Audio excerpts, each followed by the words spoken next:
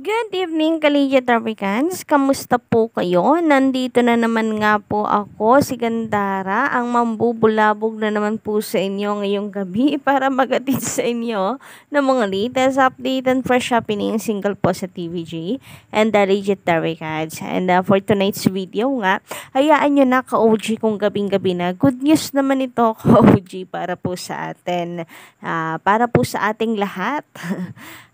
Good news ito para sa supporters ng TVG and ng TV5.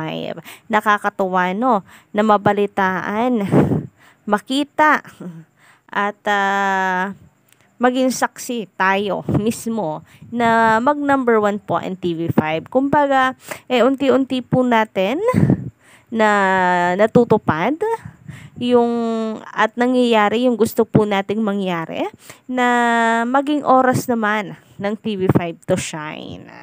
So, syempre, lumipat po sa kanila ang swerte, ka-OG. Kaya naman damay po lahat ng programa ng TV5 po talaga. But before that, nais ko po munang i-shoutout ang masusugid nating taga-subaybay bilang pasasalamat sa walang sawang pagsuporta sa atin pong mga daily updates. And for tonight's video nga, shoutout po dito kay na Eddie Fierbans. Ayan, maganda rin gabi, Vian Valerio. Shoutout Sir Ramon Tolentino. Shoutout Sir Jose Yap. And Renato Reyes. Maganda rin gabi po sa inyo. I think yung iba bago lamang po dito sa ating channel. So welcome po guys. Sino man po sa inyo ang bago dito or bagong commenters lang. Matagal nang nanonood pero hindi lang nagpaparamdam. Anyway, welcome po dito sa ating YouTube channel. Thank you so much sa pakikitambay sa atin. Shoutout din po kina Sir Lipsfor Fernandez, Alita Movilia, maganda ring gabi, and Rodolfo Bautista. Mga masusugid po natin taga-subaybay ito. So, thank you so much. And ganun din sa mga nakikinig ngayon at nakatambay sa ating YouTube channel. Thank you so much sa pakikinig sa atin pong nagmamagandarang boses. Anyway, kung meron pong bago dito, welcome po and maaari po kayong bumalik anytime. I-click nyo lang po ang subscribe button and para kayo manotified sa mga manotified sa mga susunod po nating mga updates and reaction video, pakidamay na lang rin po ng notification bell. Paki-click po niyan. And eto nga, wag na po natin patagalin pa ang good news natin ngayong gabi mga ka-OG para po sa lahat ng mga legit Darikads. Syempre bilang nakasuporta po sa TVJ and mula po nang lumipat ang TVJ sa TV5 ay tayo po ay very happy na mabalitaan na talaga namang ang TV5 ay unti-unting umaangat. Syempre lumalaki na rin po ang kita ng TV5. Syempre nasa kanila po ang TVJ na napakarami naman po talaga ng mga major sponsors. And bukod po dyan, hindi lang naman po dahil yan sa EAT. Dahil swerte talaga, no? May swerte talagang taglay ang TVJ. Parang gusto ko na tuloy bumili ng TVJ tapos i-display lang dito sa bahay.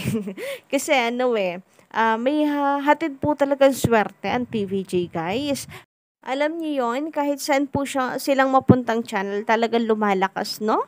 Meron nga po nagpatotoo po niya ng mga netizen.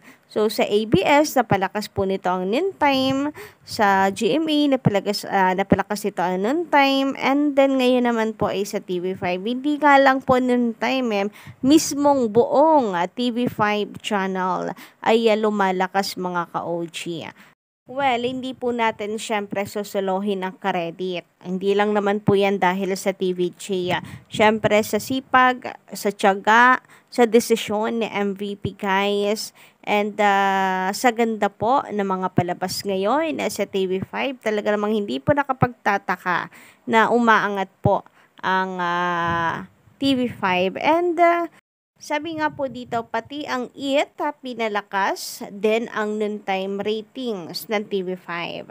Itbulaga rin ang nagpalakas sa ABS-CBN noong 1989. So, isa po yan sa komento po no, ng casual netizen.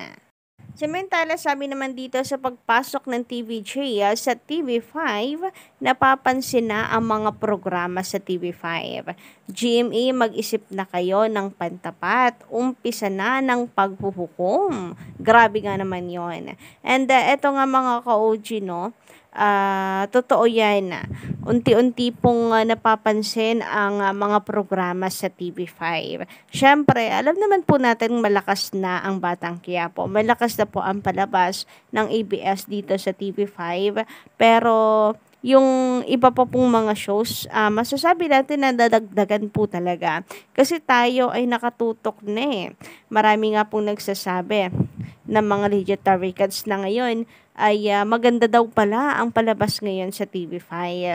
Ngayon lang nila napansin kasi nga dati-rati sa GMA sila, pero dahil lumipat na po ang TVJ sa TV5 ay napapansin na nga raw po nila ito, at gayon adik na po sila sa mga palabas ngayon ng TV5. Kaya naman congratulations, and another congratulations sa TV5 dahil sa TV5 guys, dahil number 1 po sila sa top TV programs, and biruin niyo yun, TV5 ay maliit lamang po ang coverage kung tutuusin laban sa GMA7.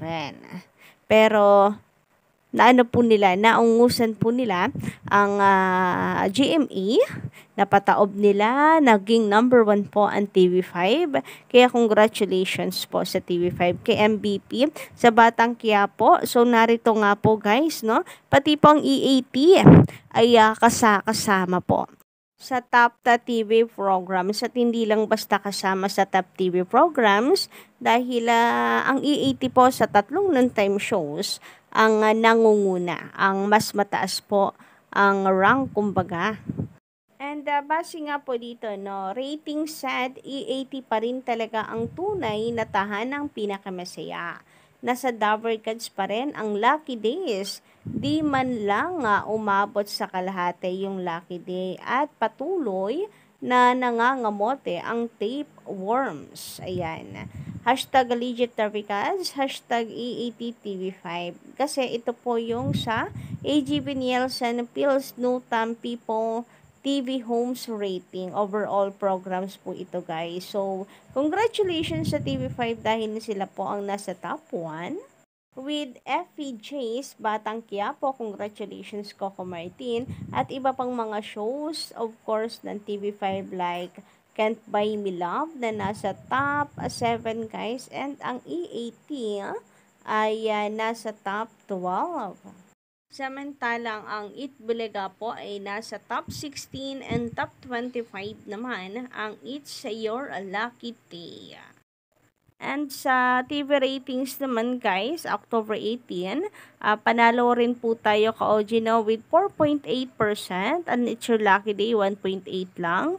And then ang Itbulaga ng Tape Inc. ay 3.5. So even sa TV ratings nangunguna tayo.